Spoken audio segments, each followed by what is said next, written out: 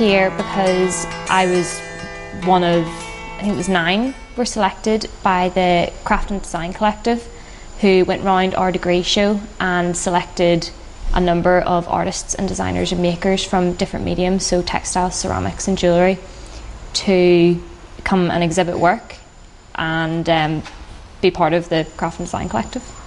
The idea behind my work is about preserving people and stories and skills, but it's about doing it in a way that's visual but also tangible. So it's about taking it like outside the memory and creating something that people can look at and that they can touch. So the story behind, I make lots of little snapshots of different stories. So the story behind this one here, well, this story is called Sam Watson, and it's all about a fishing tackle shop that was on North Street in Belfast. And in 1953 there was a man called Sam Watson who went to Braddle's fishing tackle shop and bought what he needed to buy and to illegally catch Northern Ireland's largest ever fish, which he killed and took it and hung it in Braddle's fishing tackle shop. So they thought, this is such an abnormally large fish, we're going to have to get it stuffed. So they sent it up to Queen's University and they completely destroyed the fish. So they thought, right, okay, we'll have a photograph of the fish, we'll get a wood engraving made of it. So they get this big vast wood engraving made and they hang it in the shop right at the very front. And 60 or so years later, I wander in, I've heard this story, I think, oh, this is great, you know, this is a story that's going to be lost and nobody really does fishing anymore. So I went in and I done this illustration of the fish from the wood engraving. And then I went on and I knitted the fish because I wanted to bring it into, again, a tangible medium. So the fish was said to be 3 foot long and hung it on a antique fishing hook of my dad's. But I thought that was the story sort of over. But on the, it was the 9th of December, someone went into Braddle's fishing tackle shop to steal firearms and set fire to the shop. And it's never reopened. So I kind of, not only do I feel that this story is cursed, but I feel like it has a real point of why I done it, even though that point came afterwards. It's a great opportunity to have your work being shown somewhere where people are coming in and being able to look around and otherwise wouldn't maybe come into a gallery or wouldn't have been in the university to see your work. So it's great, any audience, to be able to look at your work, see things, see what you're doing. I always knew I wanted to do textiles within art. I've come through the embroidery department and I've included some print in my work as well.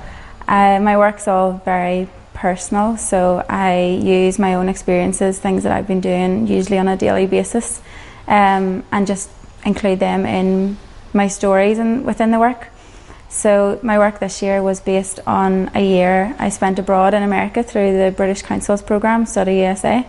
I was in America studying business in Mississippi, so the project is based on my cultural interactions there and how I dealt with being in a different culture for a year.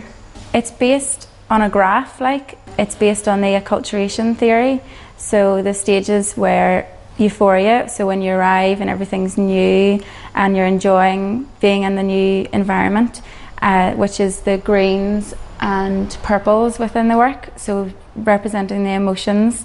Stage 2 was crisis, when you notice the differences of being away, you start to miss home, and you realise that things are going to be different for the year that you're going to be there. So that's sort of the reds and yellows in the work. The last stage is getting used to being in the new environment, settling down, so it was blues and purples and calming sort of colours.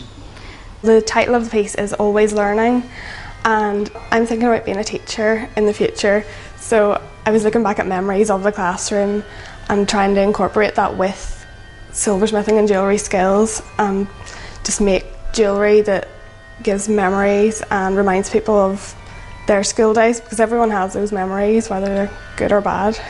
And the reason I chose to make rings is I think you can wear them and it'll kind of, as you wear it, it'll remind you of the classroom and school days, and it kind of reminds you that you are always learning in life and learning doesn't end when you leave school. Talk us through the materials that you've chosen for this. Well, I actually went around and asked loads of people things that they remembered from school, just objects that held memories for them.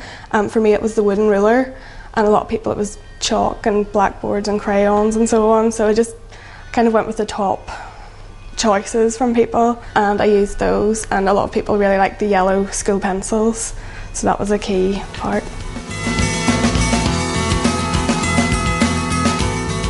Places like Spacecraft are really important because they've supported me the whole way through uni, and now that I've left they're continuing with things like this, and I think if there was more support, more people would have the courage to come forward and make things and put themselves out there.